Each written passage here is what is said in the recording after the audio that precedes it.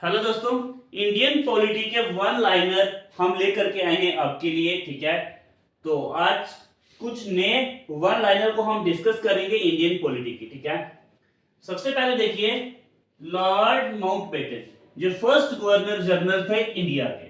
ठीक है, बिल्कुल बेसिक सा पॉइंट है कि first governor general of India कौन थे? Lord Mountbatten. ओके, उसके बाद सी राजा गोपालाचारी जी थे जो first and last Indian governor general of India.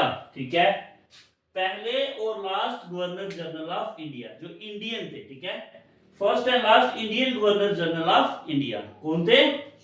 सी राजा गोपालाचारी जो first and last Indian governor general थे। ठीक है, पहले और अंतिम Indian governor general of India.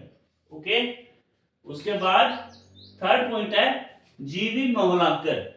जीवी मंगलाकर जो थे फर्स्ट लोकसभा स्पीकर। ठीक है, पहले लोकसभा स्पीकर कौन थे? जीवी मंगलाकर। ओके, उसके बाद फोर्थ पॉइंट, पिंगली वेंकैया जो थे इन्होंने इंडियन नेशनल फ्लैग को डिजाइन किया था। ठीक है, किसने किया था? पिंगली वेंकैया ने।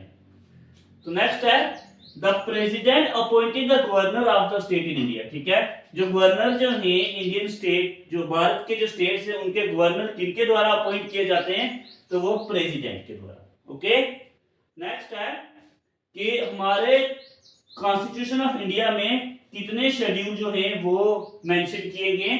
12 शेड्यूल। कितने? 12 schedule are contain in the constitution of India. ठीक है, ये 6 पॉइंट समझ में आए। आइए तो अब नेक्स्ट 6 पॉइंट को हम यहाँ पे लिखते हैं। तो नेक्स्ट पॉइंट है हमारा आर्टिकल 368 जो इंडियन कॉन्स्टिट्यूशन में है वो डील करता है अमेंडिंग प्रोसेस।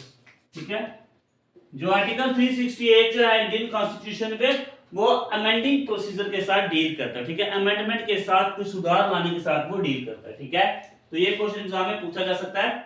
उसके बाद है the first amendment to the constitution. जो पहला अमेंडमेंट हुआ था कॉन्स्टिट्यूशन का तो वो कब हुआ था? वो 1951 में फर्स्ट अमेंडमेंट हुआ था हमारे इंडियन कॉन्स्टिट्यूशन में। ठीक है, तो नेक्स्ट पॉइंट है 101 amendment act is related to. जो 101 अमेंडमेंट एक्ट हुआ था, 101 अमेंडमेंट एक्ट हुआ था, वो किसको लेकर के हुआ था? Good and services tax. ठीक है, जो जीएसटी को रिलेटेड हुआ था। ठीक है, तो 101 अमेंडमेंट एक्ट हुआ था वो किसके रिलेटेड था? वो गुड एंड सर्विसेज टैक्स के रिलेटेड था। ठीक है, उसके बाद 61st कॉन्स्टिट्यूशनल अमेंडमेंट बिल जो था उसमें क्या हुआ था दोस्तों? उसमें पहले जो वोटिंग एज थी 21 ईयर थी उसको कम करके 18 साल की गई। और वो कौन सा कॉन्स्टिट्यूशनल अमेंडमेंट हुआ था? 61st। ओके, उसके बाद है money bill can not originate in Rajya Sabha.